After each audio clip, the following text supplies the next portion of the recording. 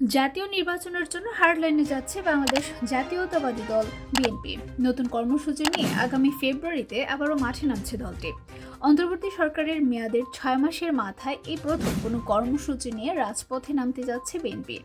পবিত্র রমজান মাস সামনে রেখে দ্রব্যমূল্যের ঊর্ধ্বগতির প্রতিবাদ এবং দেশে গণতান্ত্রিক স্থিতিশীলতা ফিরিয়ে আনতে দ্রুত সময়ে সুষ্ঠু সংসদ নির্বাচনের দাবিতে এই কর্মসূচি পালন করবে বলে গত সোমবার বিএনপির সর্বোচ্চ নীতি নির্ধারণী ফোরাম জাতীয় স্থায়ী কমিটির বৈঠকে সিদ্ধান্ত হয়েছে।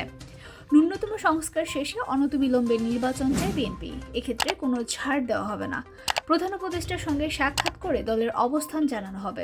নতুন রাজনৈতিক দল গঠনের উদ্যোগে আপত্তি নেই বিএনপির, তবে রাষ্ট্রীয় পৃষ্ঠপোষকতায় কোনো নতুন দল গঠন করা হচ্ছে সে বিষয়ে ব্যাখ্যা চাওয়া হবে সরকারের দায়িত্বশীল পর্যায়ে। হাসিনা সরকারের পতন আন্দোলনের অংশীদার সব সমমনা দল ও জোট বিএনপির সঙ্গে একমত। একই সঙ্গে আগামী নির্বাচনে নিজেদের পক্ষে শক্ত জনমত গড়ে তুলতে চায় বিএনপি। দলের হাইকমান্ডের নির্দেশে জনমত গঠনে নতুন করে তৃণমূলে যাচ্ছেন বিএনপি নেতারা। বিএনপির নীতি নির্ধারক ও কেন্দ্রীয় দপ্তর সূত্রে এসব জানা গেছে।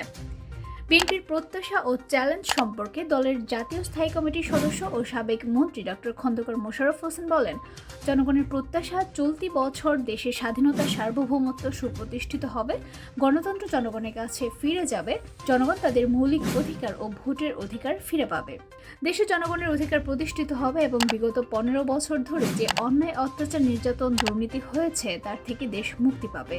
বিএনপির এই নীতি নির্ধারক বলেন, আমরা চলতি বছর অর্থাৎ 2025 সালের মধ্যে নির্বাচন চাই। এটা যৌক্তিক সময়। সরকার এবং নির্বাচন কমিশন আন্তরিক হলে এটা অবশ্যই সম্ভব। বিএনপির জাতীয় স্থায়ী কমিটির সদস্য গয়েশ্বর চন্দ্র রায় বলেন, আমাদের কর্মসূচি চলমান রয়েছে। শীত বস্ত্র বিতরণ, আন্দোলনে আহতদের পুনর্বাসন এবং মহানগর থেকে ওয়ার্ড পর্যায়ে রাষ্ট্র মেরামতে 31 দফা কর্মসূচি আমরা পালন করছি। গত 16 বছর গণতন্ত্র পুনরুদ্ধার এবং স্বৈরাচার শেখ হাসিনা সরকার পতনের জন্য আমরা আন্দোলন করেছি। ছাত্রদের আন্দোলনের মধ্য দিয়ে সরকারের পতন হয়েছে।